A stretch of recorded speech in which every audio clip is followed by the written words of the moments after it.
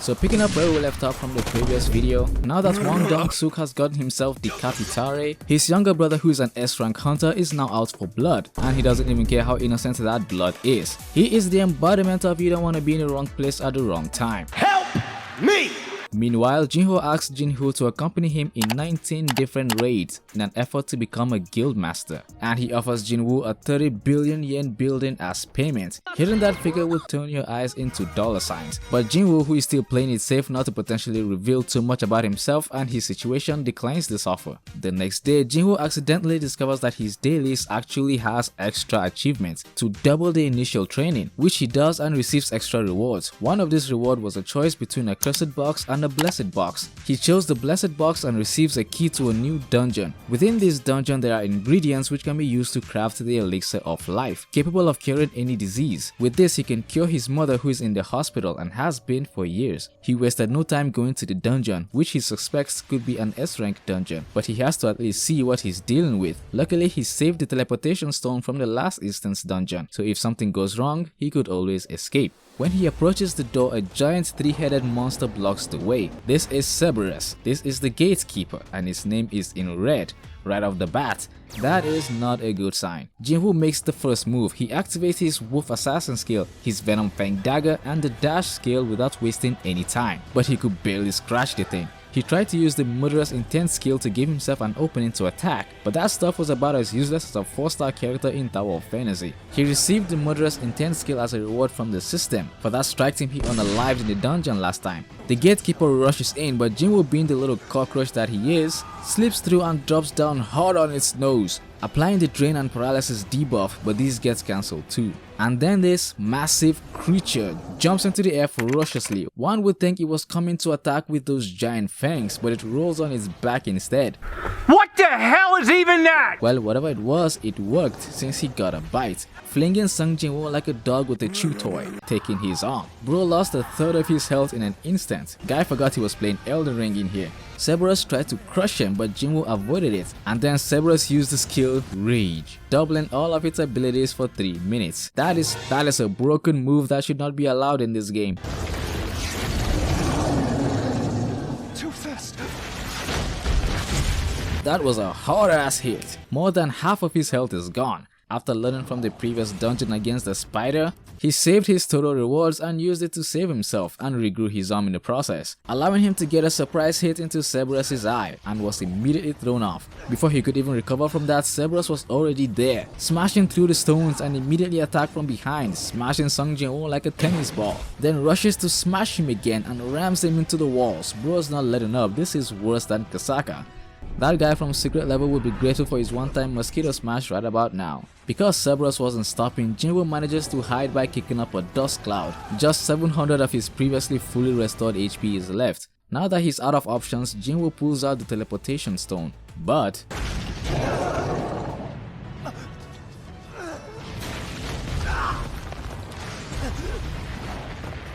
he manages to get away again, but without the stone he is literally out of options. Except he completely forgot this store existed. That was me playing Devil May Cry and completely forgot I could buy health items. By buying 3 health recovery items which recovers almost no health, he needed to do something drastic, and something drastic he did. Since he has poison resistance, he drank the poison he got from the Venom snake fight, which decreases strength but increases physical defense. Cerberus finds him. He tried to dodge but was bitten by one of the head. Then Cerberus' rage skill finally wears off, allowing his eye injury from before to finally affect the gatekeeper. Using the chance while avoiding those giant dog bites, Jinwoo was able to deal some substantial amount of damage and had to stop Cerberus from quite literally biting him in half, which it almost succeeded. But Sung Jinwoo was in a good position to destroy another eye, just like he did with that spider boss. Attack that eye again and again and again. Surviving is more important than anything else right now. Cerberus has joined the Black Eye crew. That was a difficult battle. Still just the gatekeeper, by the way.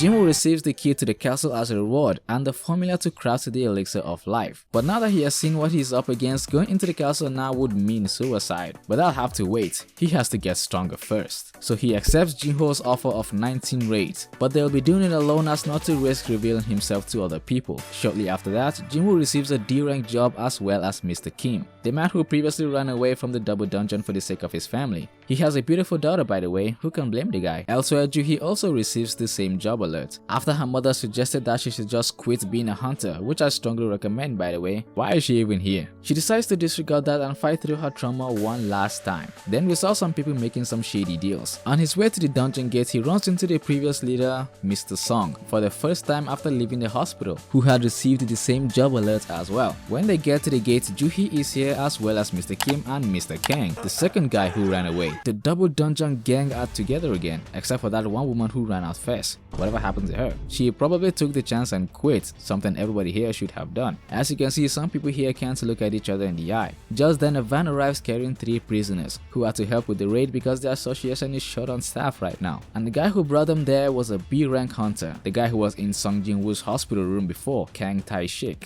I told you to remember him, he would come up later. With everything worked out, Mr. Song is now officially, again, the leader. And into the dungeon they go. 9 people walked in, but only 3 will walk back out.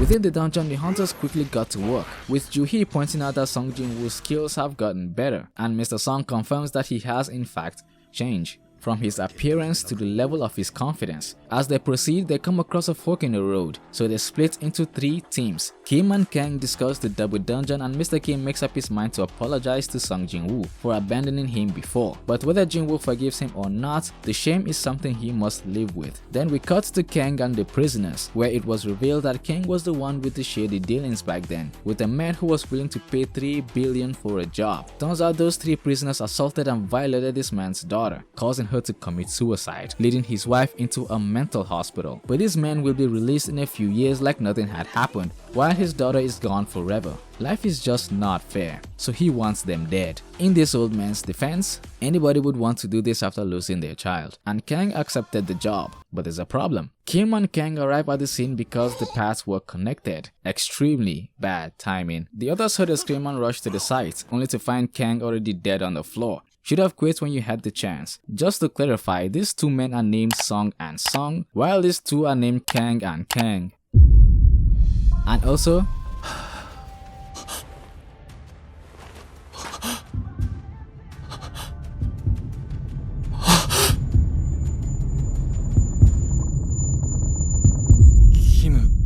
Juhi tries to heal him, turns out he's still alive, but not for much longer. He's already lost too much blood, but with his last strength he gave his apology. And die. Kang launches at Juhi from behind but was caught by Jinwoo. Should have quit when you had the chance. Now that they are all witnesses, they all must die. Song picks up a sword and tells Juhi to buff him up. Mr. Song was able to do well because he was a swordsman first. In terms of skills, he has the upper hand, but there's a problem. The gap between their ranks is proving to be an issue. Luckily, Juhi is a B-rank hunter as well, the same as Kang, so he aims for her again and almost got blindsided. But Kang is just faster. He gave Song numerous cuts all over and Juhi tries to heal him, but she can't do shit anymore. Seriously, why are you still here? Juhi sucks. Kang now thinks he has the upper hand, so he walked up to Song to deliver the final blow and almost got blown up. He got away though, his speed is no joke. The fight is over, or so they all thought. Jinwoo was forced to step forward in order to save them. Now everybody assumes that he's a second awakening. Jinwoo calls out to Kang for being a sick psycho who just likes to kill people. Otherwise he wouldn't have tortured Kim and Kang and would have just killed them silently and instantly, which he's more than proud enough to confirm. He attacks Jinwoo as they clash their daggers and started bouncing all over the walls, as they soon come to discover that their speed are comparable. But Kang has more experience fighting against higher level humans. His confidence and bloodlust are too high, leading Jinwoo to receive the system extermination message again. So now even he is ready to kill, causing Kang Tai-shik to sweat. Jinwoo activates dash and bleeds Kang, leaving a poison scratch which he successfully nullifies. The fight continues and Kang uses the skill every great assassin has, stealth. With this, he gains the advantage. He slashes Jinwoo's leg to seal his speed, but he heals that with his full recovery reward again. Experience really is the best teacher, making Kang think that he can use healing magic too, which shouldn't be possible. And his eyes make Kang realize that Jinwoo has killed people before. He goes into stealth again, but it isn't working anymore because Sung Jinwoo is tracking his killing intent and using it to block the attacks. Then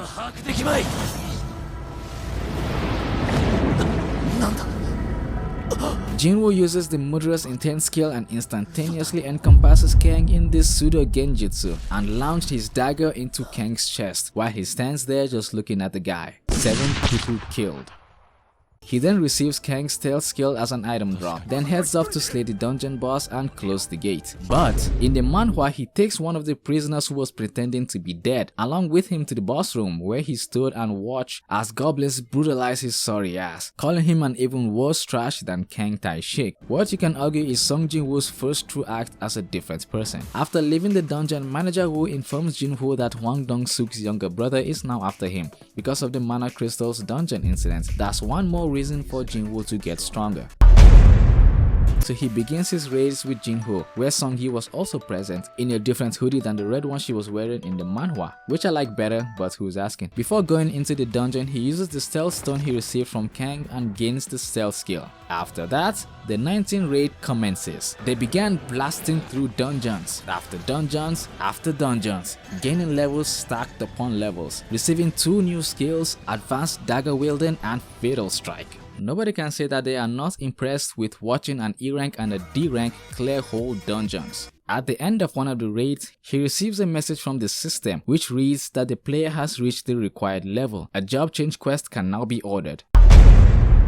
So he takes a day off from the raids and heads into the mountains. In the forest, he wondered what this quest could be, that he needed 40 levels to access it. This quest is going to be significantly more difficult than any quest before, since this one is optional. But the more difficult the endeavor, the greater the reward. He chose yes, then immediately remembered that he hadn't done his dailies again. Guy didn't learn from last time. This is another mistake that'll end up saving him again. Inside the castle, the system informs Jinwoo that he cannot use a potion while inside this place, and he will not recover his stats from leveling up either. To get through this castle, he has to beat it in one go with no checkpoints. A gamer's worst nightmare. An armor-type beast emerges from the shadows. Once again, Jinwoo has come face to face with an armor he can't scratch, so he tries again. Still nothing, causing him to remember how the fight against Kasaka went, so switch to the same tactics of bare hands, breaking the Beast Knight apart. They say experience is the best teacher. More Beast Knights arrive on the scene, so he gets to work, and thanks to his improved perception, he manages to stop an assassin beast from stabbing him literally in the back, surprising him that there are even beasts that can use that skill. But that's not all. Mages are here too, which can even cast light magic, and Jinwoo recognizes this quest as him reliving his past encounters. What makes it tougher is that each of these monsters requires a different set of tactics to combat them, and their names are all orange, meaning they're all comparable to Sung Jinwoo. He can't afford to waste skills when recovery is not an option, and he still has his fatigue level to worry about. After killing everything, he takes the armor item drops from the high-ranking knights, and then heads deeper into the castle, coming up to a giant door. Upon opening it, he felt the intimidation. Once inside the room, the chandelier lights up as he watches a knight slowly walks from the corner of the room to block his advance. Jinwoo recognizes this as the same pressure he felt inside the double dungeon room, all coming from this one guy, a knight who guards an empty throne. Blood-red Igris, the knight commander. With speed, Igris reaches Jinwoo with a deadly slash, brings back the blade and sends this guy flying across the hall like a baseball player. Comes up again with an upper slash and then another slash. Try to key blast Jinwoo in the air. Before he could even process what is happening, Igris is already in front of him again. With a hard ass hit that tore through the ground, guy must be having some serious Kasaka flashbacks right now. Train on him. Now it's Jinwoo's turn to take a crack at this game. He must not have learned that blades don't work on these guys. Igris must have been disappointed by this guy's gamer skills because he tried to slice him in half with a downward slash, so heavy that Jinwoo could barely block it. After realizing just how badass Igris is, Jinwoo finally awakened to his gamer senses and remembered that bringing a dagger to an armored beast fight is like taking Silverwolf into 3.0. finally dropping the blade and going hand to hand, and Igris, being a chivalrous knight, decided to keep it fair by doing the same, which is a good thing cause Jinwoo would have been dead in like 2 seconds. I say 2 seconds, but it's more like in the blink of an eye. He raised Jinwoo from the ground and tossed him into the wall, then starts pounding on the guy hard like this is JoJo's Bizarre Adventures. Good thing he equipped those armor from before, otherwise his arms would be in a sorry state right now. Jinwoo activates dash to give himself a better chance, but oh boy, it wasn't working. Igris is casually dodging all his attacks like he is fighting a child, then pounds him into the wall again. Sung Jinwoo activates willpower, which raises his defense, but Igris threw a giant chunk of the ground at this guy like Gigantomachia had tried to do to All For One. He follows Jinwoo into the air, kicks him rolling back down to the ground. Damn! Sung Jinwoo has had enough, but he still can't do shit. Igris grabs his leg off the air in a very suggestive pose, threw him into the air, and Jinwoo came right back down full speed and still misses. And then they started playing some push me I push you game. He kicked Sung Jinwoo's leg, then rolled him like some used up bath towel. Smashed him and smashed him again. This should be in the top 10 one-sided fight video, but he landed a hit, which must have made Igris mad because he graduated Sung Jinwoo from a tennis ball into a punching bag. But he's not done yet. Fight back! Fight back! Fight back! Fight back! Damn! Guy is barely conscious on that chair, and Igris hasn't even taken off his safety gloves. It's looking like this fight has come to an end. Using Dominator's touch, Igris pulls his blade ready to end the fight. But before his final strike could land, Sung Jinwoo catches the blade with the Power Fantasy MC exclusive skill known as Plot Armor, pulls out his dagger and stabs Igris in the eye, grabs onto him and starts pushing him all the way back to the wall. Igris pulls out the dagger to use against Jinwoo, but the blade disappears, leaving Jinwoo to summon the dagger again, and stabs Igris through the armored gap at his neck, pushing the blade in deeper and deeper, activating multiple fatal strikes in one process. Bro wasn't taking any chances. With one final strike, Knight Commander Igris the Blood Red was felled with the power of Plot Armor. No, seriously, there is no logical way of how Jinwoo would have won this fight otherwise. Igris had him beat in every possible level. Sung Jinwoo receives 4 rewards from this one fight: a pouch containing a crap ton of money, the Dominator's Touch skill stone, although in the anime it's called the Ruler's Hand. He also gets Igris' helmet, his first S-rank gear drop, which gives a massive buff to strength and vitality. I don't think he ever used this thing again after leaving this place for some reason, even though he obviously could have in some situations. That's the Power Fantasy anime for you. And the last reward is a bit sus. It's a teleportation stone that was supposed to have dropped before he fought the boss, not after, unless Sung Jinwoo had a terrible realization. Igris was not the main goal. Just then a new stage is set. A notification bar comes up basically just to say now the job change quest begins. And then it wishes him luck, if there was ever a sign to turn around and run. A timer starts counting, an endless wave of night starts flowing out from the portals, which Jinwoo concludes that the whole point of this quest is to see how long he'll last before using the teleportation stone. That is why the timer is counting up. So he turns invisible to buy time, but a mage activates a watcher spell and immediately breaks his invisibility. So fighting is his only option. With how tired he already is, he's shocked that it's only been 5 minutes. He takes that as a sign to get the hell out of here, but he gets hit and dropped with the teleportation stone. Now there is an endless wave of enemies before him and he has no means of escape. Being caught in a deathmatch against an enemy of Super Knight, his fatigue level hits 87, his highest mark ever. And without mana, he can't use skills either. He's quite literally stuck in an all versus one scenario. His fists are bleeding from too many punches. Guy starts hallucinating while getting beat up, hearing voices of former comrades telling him to give up, including his own self. Dude is starting to lose it. A big guy shows up behind him and pinned him on the ground. It's looking like this fight is over, right in time for midnight, and he never did his dailies. His penalty quest kicks in right before he dies and takes him to the desert landscape again. Can we stop with the unrealistic last minute saves, please? It's starting to piss me off. Now that he's no longer in the castle, he can recover himself, although healing potions won't work if his health is too low, which makes absolutely no sense when you think of it. Shouldn't the health potions work even more? In any case, leveling up is the best course for restoration, which is very doable because the red giant centipedes from before are now orange. So instead of running away this time, he takes them head on, and I have no idea what this pose is supposed to be. After killing around a dozen centipedes, he gains 4 levels. With 10 minutes left left on the 4-hour countdown, he sorts himself out by buying a blade from the shop called Night Killer, which grants a 25% damage bonus against armor types for 2.8 million gold. Then he absorbs the Dominator's Touch skill from Igris, and it requires 0 mana to use. He's prepared himself as best he can. The timer hits 0 and Jinwoo reappears back at the castle, more ready than ever before. With his new Night Killer, this is no longer a fist fight. The absurd 2.8 million gold price tag was not a whale base like basically 95% of everything in the gacha game shop. Buy only this, everything else is a scam. But there's a problem. This is Sparta! Jinwoo notices that he's not gaining any XP, and the mages haven't done shit. They keep casting spells, but nothing is happening. And then he finally realized that it's summoning magic, and the knights are basically just constructs, which is why they give no XP. So he switched targets to the mages, instantly killing one of them by throwing his dagger. Then used Dominator's Touch to pull back the blade and killed another one, creating the solo leveling manhwa image. Then he used the Dominator's Touch to catch and pulled over the third. 3 mages down. The remaining 3 cast a unison spell to construct a golem using the fallen knight corpses. By jumping atop the chandelier, he cut the chains to fall it on top of the golem and used the chance to destroy the last mages. But surprisingly to both me and Sung Jinwoo, the golem didn't stop. So he destroyed it too by, I'm gonna be honest, I don't actually understand what happened here, but you're not supposed to think about it.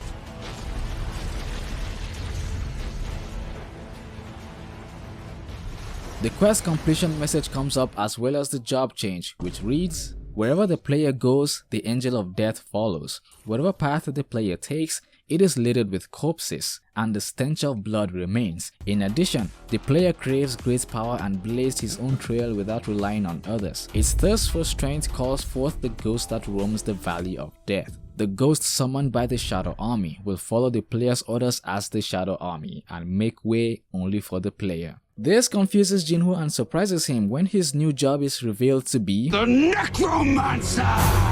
Safe to say Jinwoo is not happy about this because his fighting style is focused on strength and speed with daggers, and the Necromancer is a behind the front lines job. He attempts to decline, but the system informs him that this is a hidden class. Is he sure about letting it go? So he thinks about this more and wishes he has some kind of reference to go off of, and then realized that the mages were here to give him a glimpse of what this power could potentially do. So he accepts. As it is finalizing, the system says he may advance to a higher class depending on the amount of points he earned in the quest. And it thinks Jinwoo exceeded the quest survival time, because if you noticed, the stopwatch reads 4 hours and 29 minutes. Those 4 hours were the time he spent in the punishment desert, not actually in the job change quest. So the whole time he was away, the timer didn't stop counting, which accidentally led him to acquire a whole bunch of points, bonus points earned. So I guess luck can be a skill too. He also didn't use the teleportation stone, yeah, because he lost it actually. I guess luck can be a skill too, bonus points earned. His HP is over 50%, yeah, because he healed himself in the desert, bonus points earned. Your achievement points have exceeded the clash threshold. Your job has been upgraded from Necromancer to Shadow Monarch. He then starts hearing faint cries from the summoned knight, with the message Shadow Extraction possible. Then he is asked to give a command word to the skill. Wakey, wakey. Let's get it. So gifting yourself a flash. Knight Commander Igris the Blood-Red, will you submit to my control? Well, no really, because the first attempt failed out of 3. So he tried again and he still failed, saying arise twice. 1 attempt left, so he came to his senses and finally said it the right way. Red.